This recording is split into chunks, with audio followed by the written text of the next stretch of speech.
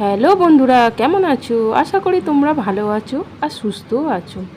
আজকে তোমাদের সাথে শেয়ার করব আমি পায়েসের রেসিপি। তাহলে চলো আজকে রেসিপিটি শুরু করি। এখানে আমি 1 কাপ চিড়ে নিয়েছি। আজকে বানাবো আমি চিড়ে দিয়ে পায়েস। 1 কাপ আমি চিড়ে নিয়েছি। তোমরা যদি বেশি করে বানাতে চাও তাহলে বেশি করেও বানাতে পারো। এখানে আমি নিয়েছি মোটা চিড়ে। চিড়েটা ভালো করে প্রথমে আমি ঝেড়ে নিয়েছিলাম। চিড়ের মধ্যে অনেক সময় ধানের টুকরো থাকে বা অন্য নোংরা থাকে, সেগুলো আমি ভালো করে পরিষ্কার করে নিয়েছি। এবার ভালো করে আমি জল দিয়ে ধুয়ে নেব।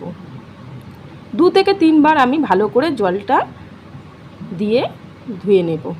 আমরা অনেক সময় বাড়িতে চালের পায়েস বা সিমুইয়ের পায়েস বা সাবুর পায়েস খেয়ে থাকি, কিন্তু চিড়ের পায়েস কি কোনো দিন তোমরা খেয়েছো?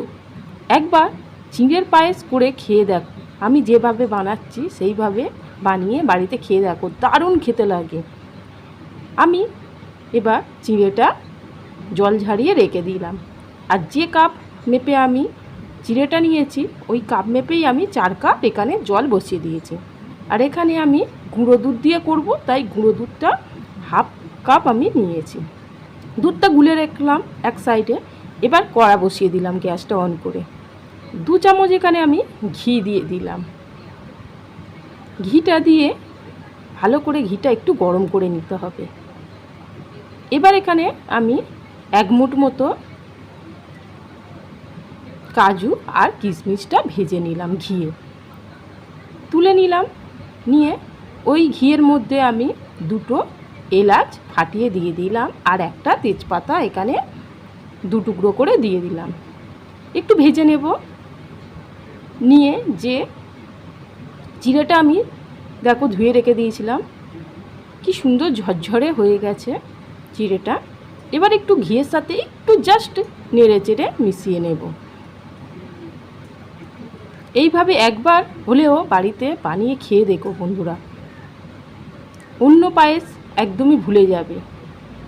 এই পায়েসের স্বাদ মুখে লেগে থাকবে। এবার চিড়েটা জাস্ট একটু নাড়াচাড়া করে নিলাম ঘিয়ের সাথে। এবার আমি দুধটা দিয়ে দিলাম। দুধটা দিয়ে একটু নেড়ে চেড়ে জাস্ট মিশিয়ে নিলাম, নিয়ে একটু ফুটতে দেব। এবার 1 চিমটি মতো আমি এখানে লবণ দিয়ে দিলাম, দিয়ে একটু মিশিয়ে দিলাম। এবার আমি কাজু আর কিশমিশটা এখানে দিয়ে দিলাম, দিয়ে এখানে আমি একটু নেড়ে চেড়ে মিশিয়ে নিচ্ছি।